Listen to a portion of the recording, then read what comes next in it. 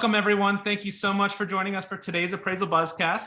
I'm Jim Morrison, and with us today we have Joan Trice, CEO of Altair Group, and Teresa Grobecker and Sheila Fejeran of Consortia. We'll be discussing an interesting new way to look at real estate that real estate appraisers need to get a first look at. Joan, I'll hand it over to you.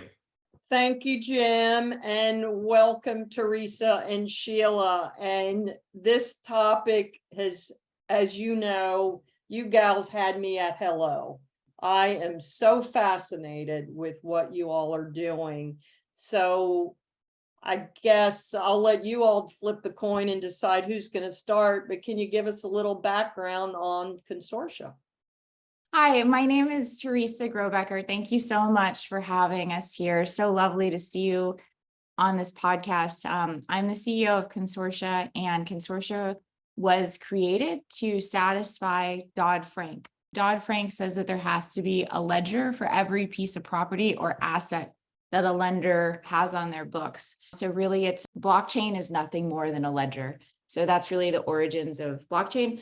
Me personally, I started the first online real estate brokerage in San Francisco, boutique, I guess I should say, a decade ago. I'm a mortgage broker.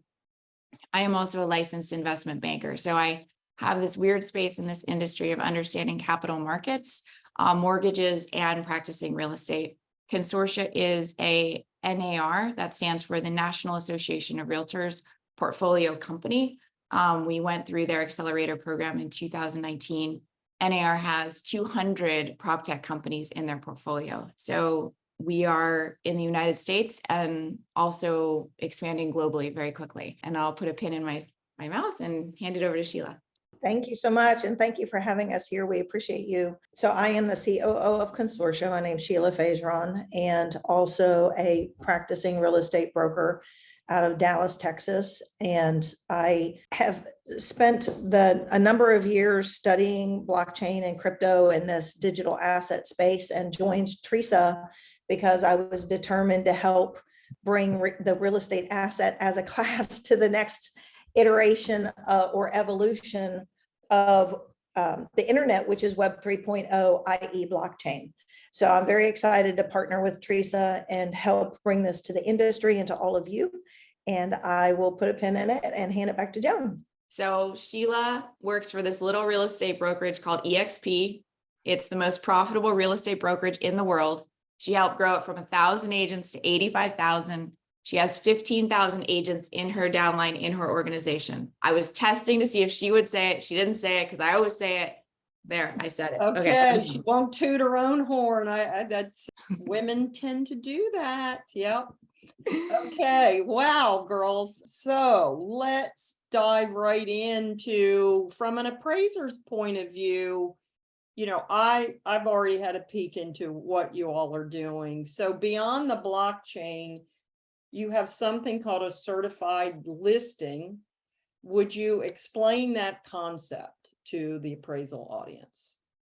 Yeah, I would, if you don't mind, Joan, just stepping back for a second before we get to that, because I want everybody to understand what Consortia is.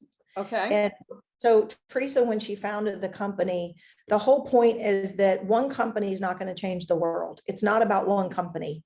It's about many companies coming together. That's what Consortia stands for, is consortium. So just so everybody understands what Consortia is, we are blockchain for real estate.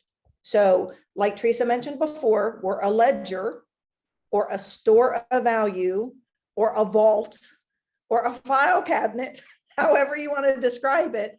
We are the place that all data will be stored on a private, immutable, permissions-based ledger on the web 3.0, cloud-based. So I just want people to understand that's who Consortia is. So we are the blockchain. So we are the ones that are going to be the store of the data for the industry, for every asset. And Teresa and I love to use the example that we are building the Carfax for homes.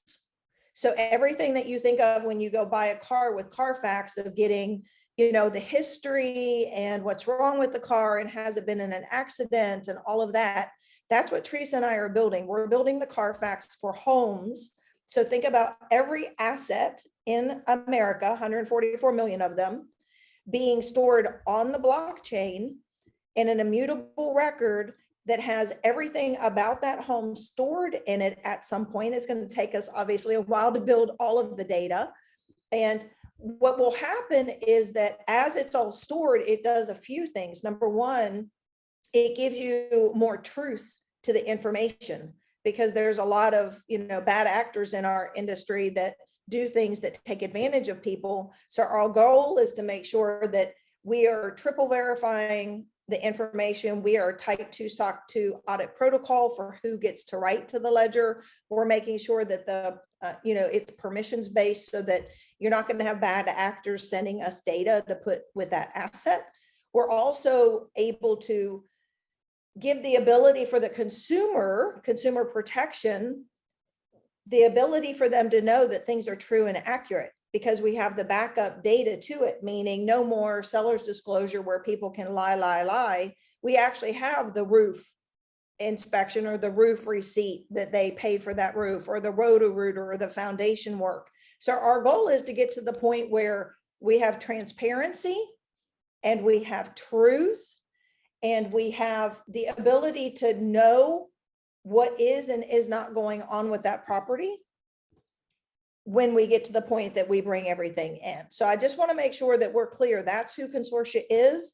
That's what we're building for. And I'm going to hand it to Teresa now and let her kind of dive in. We have multiple partners. One of the groups of partners that we are working with are people who have brought their products to the table to us to help us be able to provide this certified listing. And they're building it on the Consortia blockchain. But I'll hand that over to Teresa to explain that. But Teresa, before you jump in, the one thing that I learned recently that I did not know, you all spoke recently at our CRN meeting in Las Vegas, and one of the CRN members asked if you had a distributed ledger, and you said, I believe your response was no. Blockchain doesn't automatically mean it's a distributed ledger. And that's always been one of my hangups on blockchain, was why in the world would you want a distributed ledger? I want an auditable, centralized ledger for real estate. And I believe that is what you're doing. Is that correct? Yeah, so great point. I love the technical question. I am a bit of a nerd, so feel free happy to go down these kinds of questions. So yes, to your first question, I touched on the appraisal is one of those data sets that we are putting onto the blockchain, because then we can timestamp it. We can authenticate who is contributing to the ledger. We only let certain parties write to the ledger, or even certain silos inside of the ledger, certain ledgers that are going on inside of Consortia. Consortia has many different ledgers going on concurrently. And based on your permission to see data or even to write to a certain ledger, so you have to be authenticated as an appraiser to add your data. Your AMC has to be approved. So it's all about trust and verify. It's good data in, good data out. Now, to that point, distributed, like the grassroots, the people who are really have this fervor about blockchain, they would say it's supposed to be totally distributed. And that was the question that came up. I've been at this for a decade. My first blockchain company went after the entire derivatives market, started in real estate and then went after derivatives. So the true definition of distributed would be to have this data being validated on 6 separate nodes that all validated one journal entry basically into the master ledger. Technically, that's the definition. Okay. So what that would mean, this is great. I'm laughing at myself as I even think about this. What that would mean is that you would have to get 6 different appraisers to appraise a piece of property, and they would all have to have the same result. Said no one ever, right? Like, Right. just like, really? So I get the goal of that exercise, right? Like the core, the rawness of like this fervor to have truth and to be validated. It's just not realistic. Like, as a broker, if I wrote an offer to a house No one else can validate that because I am the person who represented the client who wrote the offer. There aren't 6 other agents around me who are like, yeah, I looked at her file and I valid. Like, it just doesn't exist. The best that we can do is we can create separate blockchain nodes on all kinds of different participants, making it a consortium where people can then add their data about a house. Well, there are, within an appraisal, there's 2 types of data, if you will. There's the facts, the home facts, the size of the house, for example, is a fact. It's not an opinion. But then, of course, the analysis of the appraiser and their conclusion of value, that is indeed an opinion. But in an appraiser's world, we're not even all dealing with the same facts, depending on where you're getting your data and how you're verifying your data. There's way too much time spent on an appraiser's day validating data. So this would be a tremendous lift for the appraisal community to have that data there for them on the front end. And I think you ought to really talk about how you're moving a lot of this data to the front, and you're reordering the process, which is one of the many things about this that excites me. Yeah, so I believe that the value of the house is the value of the house is the value of the house. So as a mortgage broker, and I only get tough loans referred to me. I don't know if somebody else is getting all the easy loans because I only get the impossible ones. I got an 86-year-old woman a 30-year mortgage last year. Ask me if she's still alive. Ask me. I dare you. You don't want to know because she's not alive. Anyway, so I get the tough ones. And so before we write an offer, I pull up the AVMs. I pull up multiple sources of AVMs because I want certainty to close. And that's exactly what we're doing in this process. We are doing all the homework, all the underwriting about the house up front, because if a buyer comes in and they write an offer, as we're seeing now, for 100,000 or 150 over, that doesn't mean that the bank is going to write a loan for 150 over. The bank is going to say, no, this is where we think, even with COLA, cost of living adjustment, even with inflation and consumer price indexing, the AVMs have been adjusted for all those factors. And that's what the bank is going to lend in. They're not just going to automatically say a 750 house is worth 900 and they're going to write the loan based on that. They already have these permutations set up. So we're doing the analysis, the appraisal of the house up front, and then we update it after they go into contract. But at least then we're setting the price of the house more accurately. And then the consumer has a better experience. The consumer is saying, okay, I have a realistic expectation of what I'm going to pay for this house. If I believe it's worth 900,000, I'm going to bring an extra 150,000 to the table. And so it's all about consumer experience and protecting the consumer, letting them know up front where they sit in this transaction. And I can tell Sheila's mind is racing. So I'm going to let me interrupt real quickly because we do need to take a commercial break. And when we come right back, Sheila, I'll give you the opening. Awesome. All right, Jim. We didn't build Remote Val for appraisals. We built it for appraisers. With Remote Val, you are in control. Unlike a hybrid valuation, you directly gather the information, photos, and measurements you need while communicating with the homeowner. And with no travel time, save gas and increase the number of inspections you can perform. Combined with 24-hour pay and our exclusive benefits, it's no wonder more appraisers are choosing Incenter Appraisal Management. Remote Val is fast, easy to use, and completely free for appraisers. To see a demo of Remote Val in action, visit incenteram.com. Welcome back, everybody. All right, Sheila, we cut you off at the knees when you had something important to say, but Yeah, I just wanted to jump in on what Teresa was explaining, is that process of doing the appraisal upfront is something we're working towards. That is not in place right now. We are talking with all the GSEs and talking about, is it possible for us to get to this point? In the interim, we're doing a pre-appraisal package that is done through the technology with Remote Val that everybody, I'm sure, has heard about at this point. And the technology is allowing us the ability to get within centimeters of a full appraisal grade digital floor plan, all the GSE data points, all of the pictures required by the GSEs in a package, so that when the property does go under contract, they're able to hand that package to you as the appraiser, so that you don't have to go there. You have all your, all of those things done for you in advance, so that our goal is to flip the process upside down. Let me just be very honest.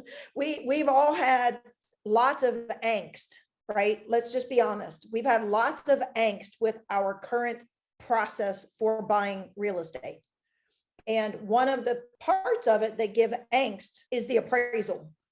And so let's talk about it from each side. The appraiser gets angst because they're getting pressured by the lender, and they're getting pressured by the real estate community to hit a number. That is just what it is. And I know I've done it. I know lots of people who have done it, who have met the appraiser at the house, or brought them comps, or let them make sure they knew what the house was under contract for, to try to help make sure the number hits the number. And so there's a lot of pressure on the appraiser to hit the number. Our goal, like Teresa was mentioning, is to allow, or get the GSEs to allow you to appraise it up front, because the asset is the asset.